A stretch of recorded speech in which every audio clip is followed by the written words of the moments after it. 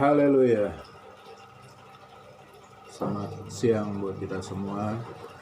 Siang hari ini saya akan memberikan catatan saya, apa yang saya terima dari Tuhan, dari hasil doa pagi tadi, dan saat ini saya mendapatkan firman Tuhan yang sudah saya catat.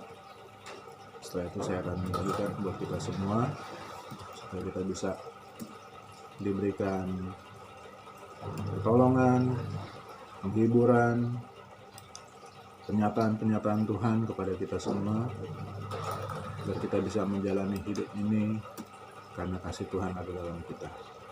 Puji Tuhan, sebelumnya kita berdoa dulu.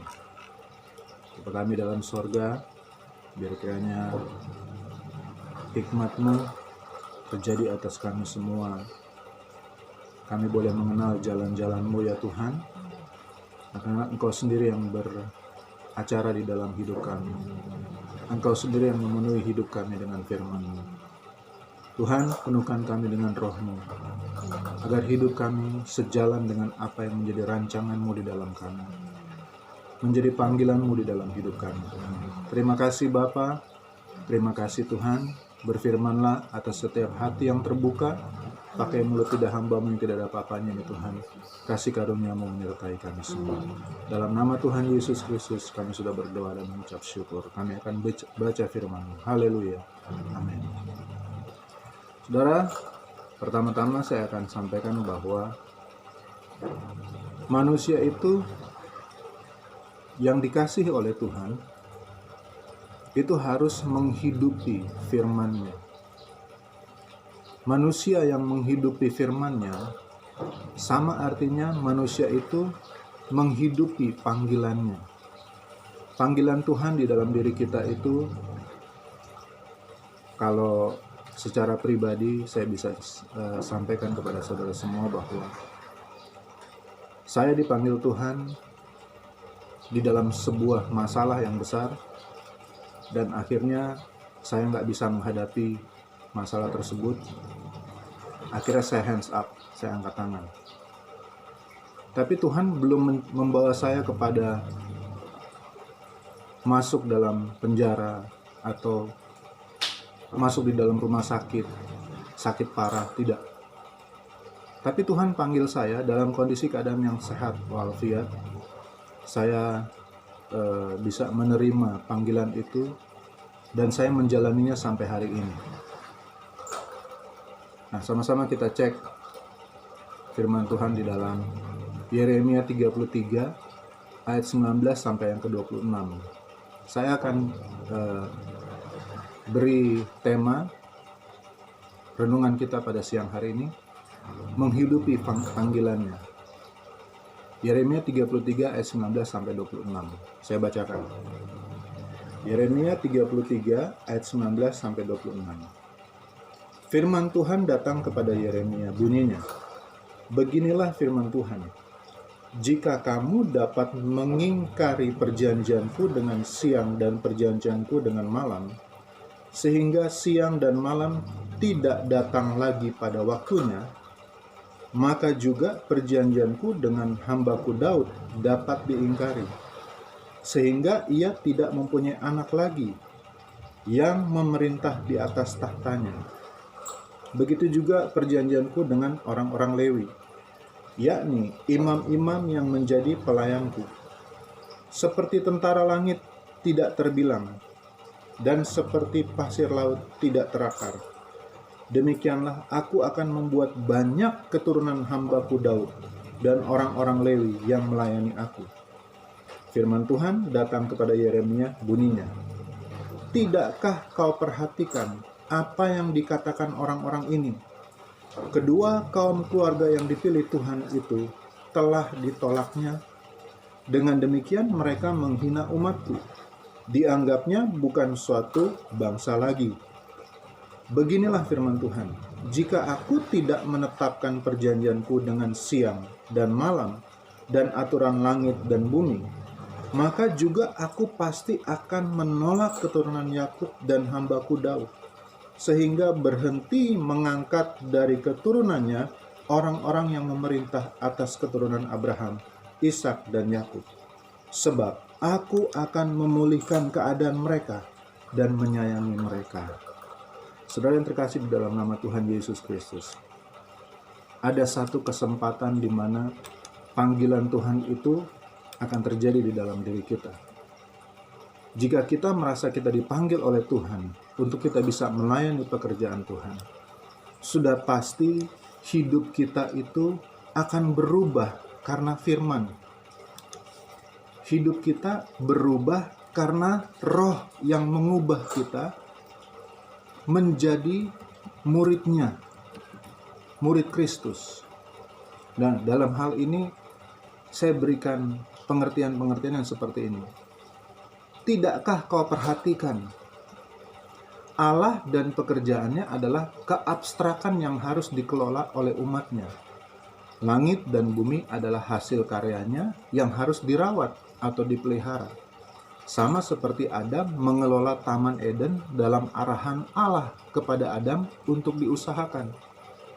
Begitu juga dengan perjanjian Allah kepada umatnya, khususnya pada keturunan Abraham, Ishak, Yakub, yang diambil dalam kodrat ilahi sebagai keturunan ilahi dalam iman dan ketaatan untuk sampai kepada kelayakan umat yang dipilih melalui jalur perjanjian Allah kepada keturunan Lewi.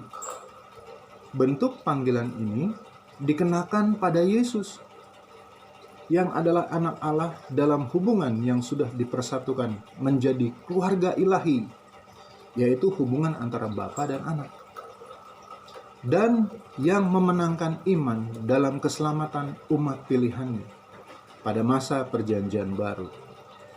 Sekarang kita cek di Matius 5 ayat 17 sampai 20. Coba kita baca Matius 5 17 sampai 20. Yesus dan hukum Taurat. Janganlah kamu menyangka bahwa aku datang untuk meniadakan hukum Taurat atau kitab para nabi. Aku datang bukan untuk meniadakannya, melainkan untuk menggenapinya. Karena aku berkata kepadamu, sesungguhnya selama belum lenyap langit dan bumi ini, satu iota atau satu titik pun tidak akan ditiadakan dari hukum Taurat sebelum semuanya terjadi. Karena itu siapa yang meniadakan salah satu perintah hukum Taurat, sekalipun yang paling kecil, dan mengajarkannya demikian kepada orang lain, ia akan menduduki tempat yang paling rendah di dalam kerajaan sorga.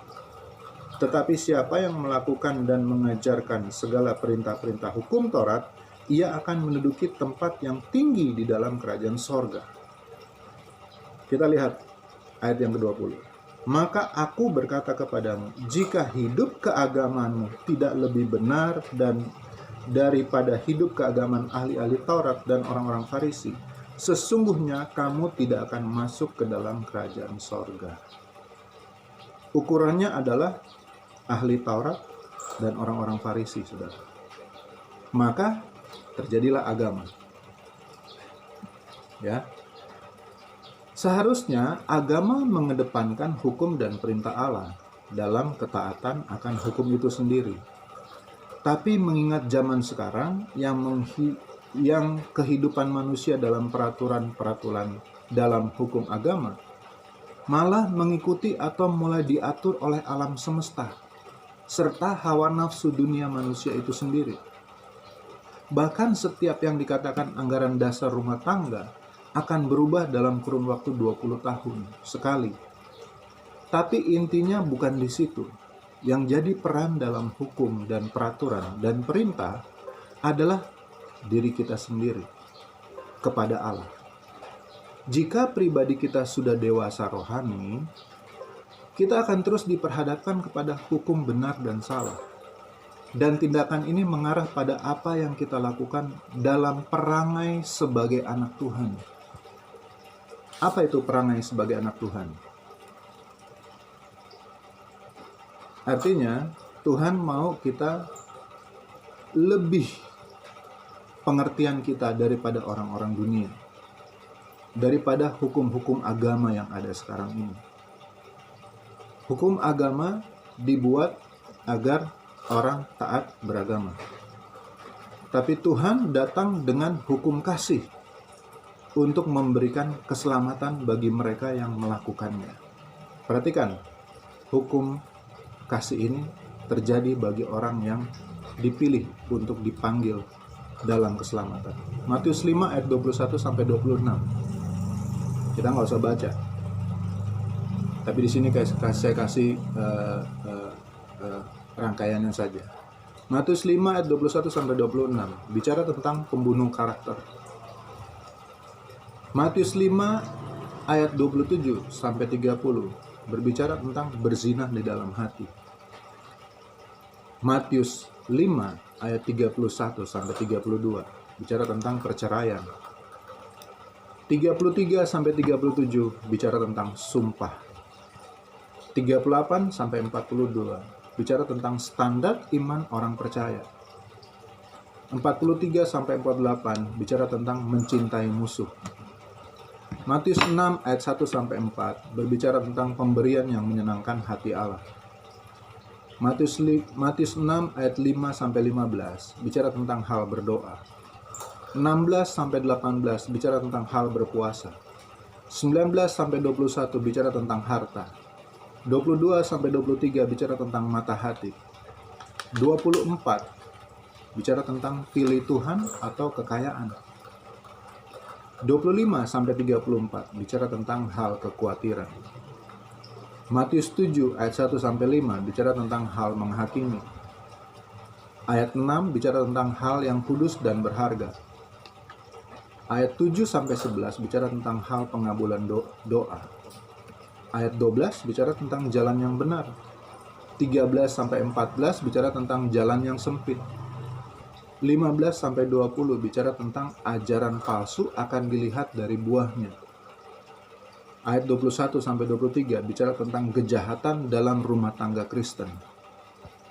Dan ditutup oleh membangun iman di atas perkataan Kristus. Ayat 24 sampai 27. Nah, sekarang pertanyaannya di dalam diri kita. Sampai di mana kita mau ikut jalan salib Yesus, yang dalam penderitaannya ia tetap setia dan taat, mau menghidupi panggilan demi keselamatan kita bersama, atau kita bersikap pasif dalam panggilan Tuhan? Saya bacakan Pengkhotbah 7 ayat 29 yang akan mengakhiri daripada renungan kita. Satu hal yang aku pelajari adalah bahwa Allah memang menjadikan manusia untuk hidup jujur atau hidup benar. Tetapi sayangnya mereka mencari banyak dalih.